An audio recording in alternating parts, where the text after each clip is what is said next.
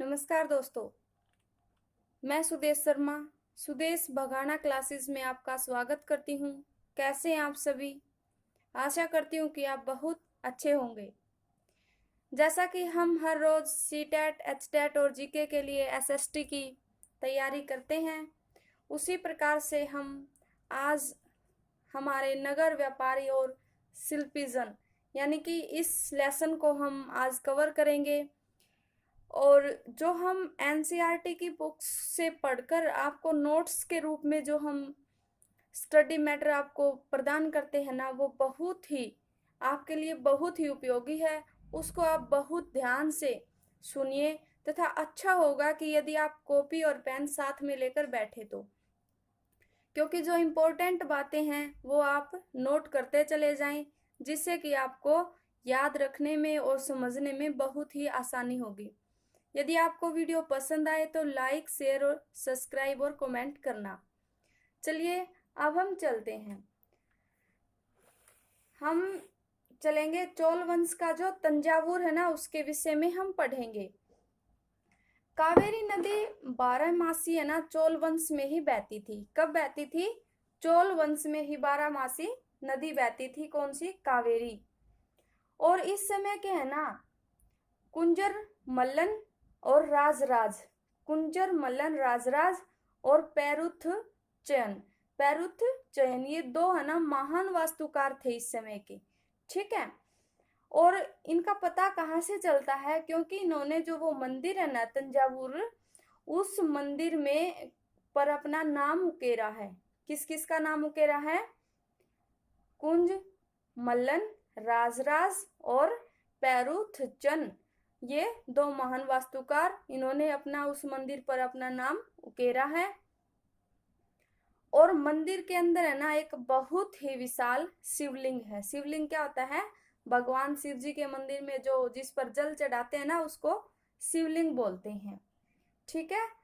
और एक है भील खामिन। अब एक ये मंदिर है भील खामिन, यानी कि इसको क्या बोलते हैं? भील खामिन को बोलते हैं। भीलसा या विदिशा का मंदिर कहाँ पर है? यह है मध्य प्रदेश में। कहाँ पर स्थित है?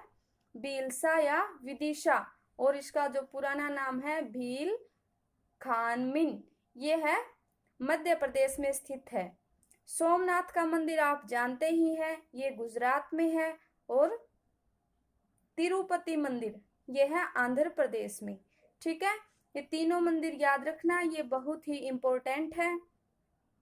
यदि आपको वीडियो पसंद आ रही है तो लाइक जरूर कर दें। फिर हम पढ़ेंगे अजमेर के विषय में। देखो अजमेर कहाँ पर स्थित है? अजमेर स्थित है राजस्थान में।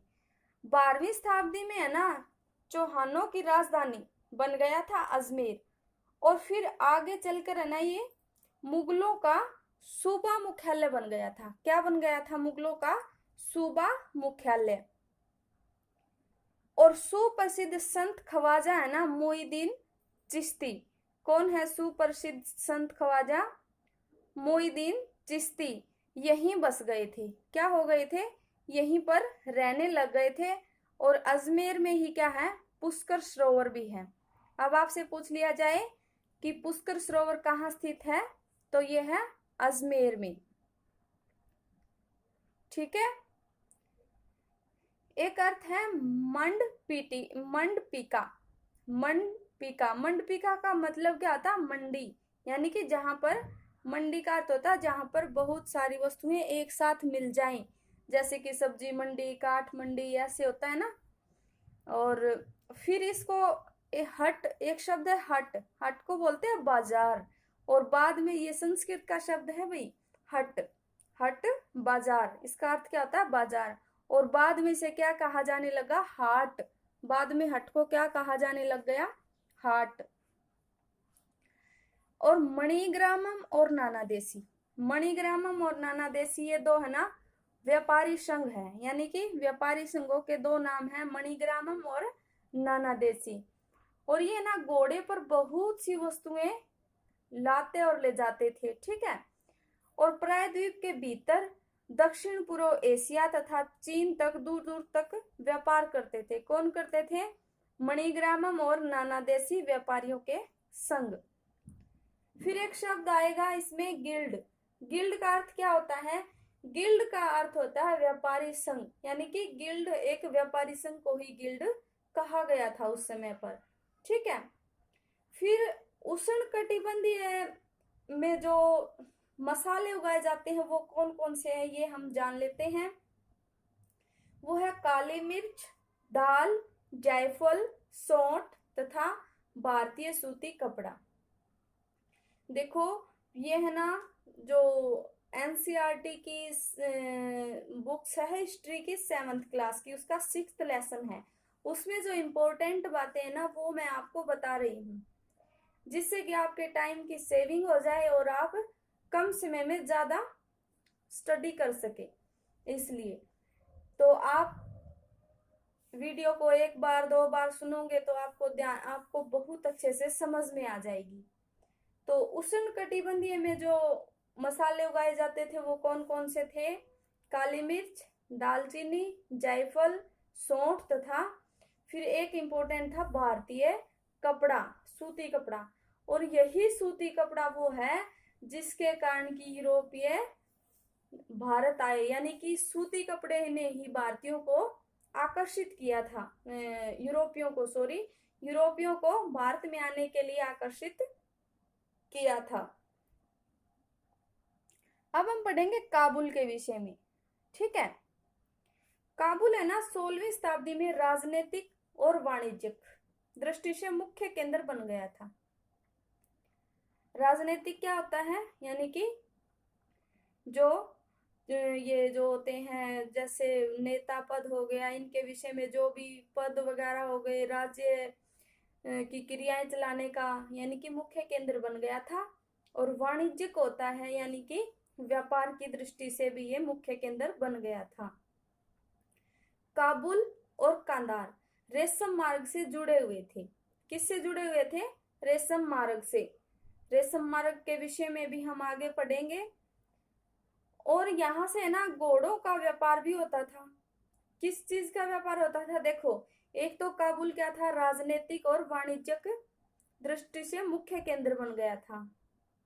फिर काबुल और कांधार क्या थे? रेशम मार्ग से जुड़े हुए थे और यहाँ घोड़ों का व्यापार भी होता था। और 17वीं शताब्दी में ना एक हीरो के व्यापारी बैपिस्टे टेवनियर, कौन है हीरो के व्यापारी? बैपिस्टे टेवनियर ने अनुमान लगाया था कि इस मार्ग से लगभग 30,000 का प्रतिवर्ष व्यापार होता है। देखो 16वीं शताब्दी में 30,000 रुपए बहुत बड़ी रकम होती थी और उसने इस मार्ग पर यह अनुमान लगाया था कि इस रास्ते पर लगभग है ना 30,000 का व्यापार होता है। ठीक है। किसने लगाया था? बैपिस्टे टेवनियर ने। और ये क्या थे? हीरे के व्यापारी थे और अंग्रेजी व्यापारी थे ये। ठीक है।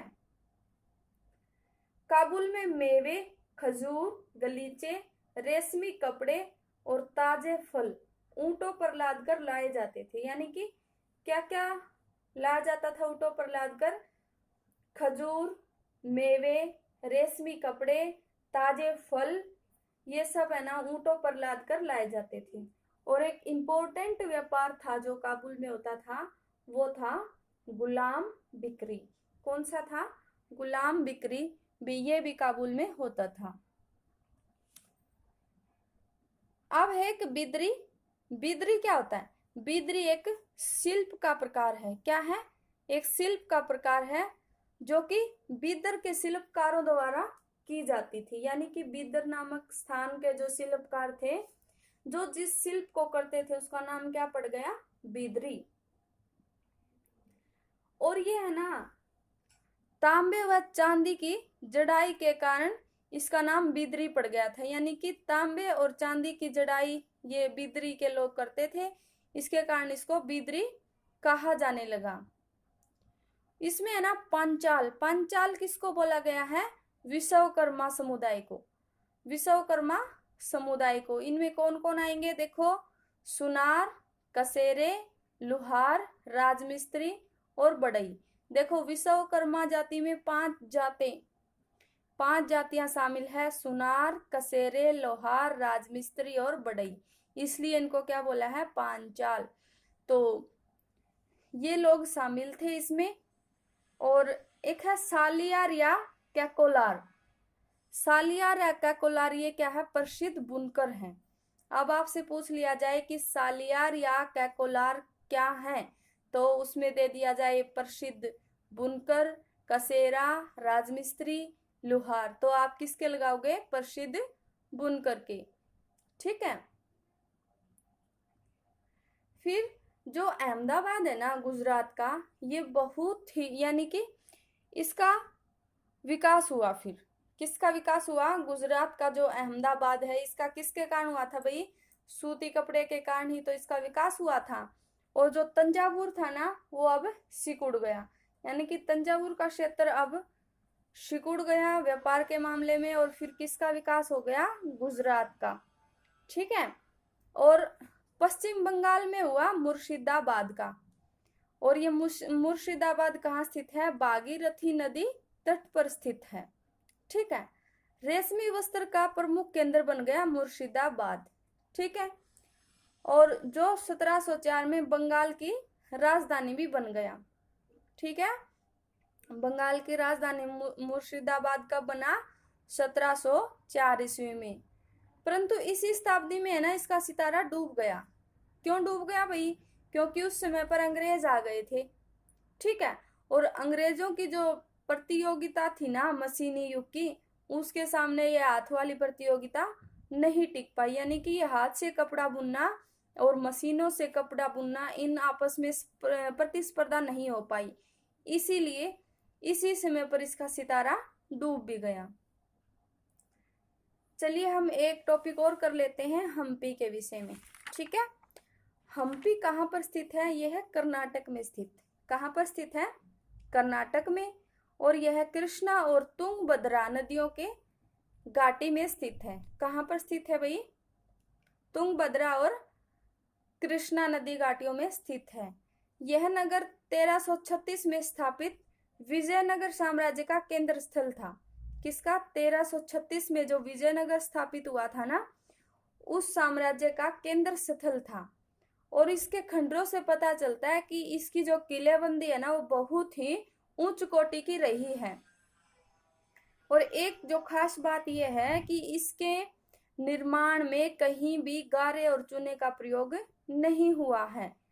इसमें क्या किया जाता था, शिलाखंडों क्या थे, पत्थर के टुकड़ों को आपस में फंसाकर गूंथा जाता था, यानी कि उसमें किसी भी चिनाई की आवश्यकता नहीं थी। यह वास्तुकला का बहुत ही विशिष्ट प्रकार है।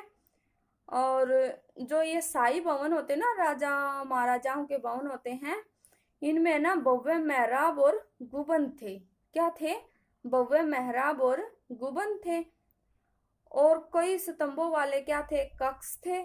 और मूर्तियां रखने के लिए आले क्या होता है, जैसे दीवार के अंदर एक, जैसे कि मूर्ति रखने के लिए दीवार के अंदर ही एक तराश दिया जाता है, उसको बोलते हैं आला, जिसमें कि मूर्ति फिट हो जाए। ठीक है। उसको क्या बोलते हैं, उसको बोलते हैं आला। ठीक। और इसमें सुनियोजित बाग बगीचे भी थे। कमल और टोडों की आकृतियों की मूर्ति कला थी। कमल क्या होता है, कमल का फूल। और टोडा क्या होता है भाई, देखो जैसे कमल का फूल होता है ना, जैसे अधखिला कमल का फूल होता है ना, उसकी और कमल के फूलों की जो आकृतियां बनाई हुई थी, ये बहुत ही सुंदर लगती थी इसमें। और इस जो हम्पी है ना, इसमें 15वीं व 16वीं शताब्दी में वाणिज्यिक व सांस्कृतिक गतिविधियां गुंजायमान थी। गुंजायमान क्या होती है कि हर जगह उसी के चर्चे होना होता है गुंजायमान। कब थी ये, 15वीं व 16वीं शताब्दी में। और उस समय में है ना, बाजारों में मुर्रो किसे बोलते हैं, मुस्लिम सौदागरों के लिए उस समय पर यह शब्द प्रयुक्त होता था, मुर्रो। मुसलमानों के लिए क्या होता था, मुर्रो, यानी कि मुसलमानों के लिए जो सौदागर थे मुसलमान, उनके लिए होता था मुर्रो शब्द प्रयोग। यानी कि बाजारों में मुर्रो, चेटियों और पुर्तगालियों जैसे यूरोप व्यापारियों का जमघट लगा रहता था। अब जमघट क्या होता भाई, यानी कि यहाँ पर व्यापार के लिए उनकी बहुत ही भीड़ लगी रहती थी। और यहाँ पर है ना, महानवमी पर्व बहुत ही महत्वपूर्ण पर्व माना जाता था। ठीक है, क्या माना जाता था? बहुत ही महत्वपूर्ण पर्व माना जाता था हम्पी में। अब यहाँ तक आपको मेरी आपको समझ आ गया होगा। और जो जो हमने करवाया है उसको आप बार बार वीडियो को सुनिए, तथा आपने जो इम्पोर्टेंट लग रहा है उसको नोट कर लीजिए। वीडियो को एक बार देखें, 2 बार देखें, जिससे कि आपको हर चीज़ याद होती चली जाएगी और कोई भी समस्या नहीं होगी। CTET, HTET और GK का पोर्शन आपका बहुत ही आसानी से हो जाएगा। मेरी एक बार और फिर निवेदन है आपसे, यदि आपको मेरी वीडियो पसंद आई है तो उसे लाइक ज़रूर करना। तो चलिए दोस्तों, कल मिलते हैं नेक्स्ट वीडियो में और नेक्स्ट टॉपिक के साथ। मेरी वीडियो को देखने के लिए आपका बहुत बहुत धन्यवाद। जो आप प्यार दे रहे हैं और जो आप मेरा साथ दे रहे हैं उसके लिए आपका बहुत बहुत धन्यवाद। ठीक है, कल फिर मिलेंगे नए टॉपिक और नई वीडियो के साथ।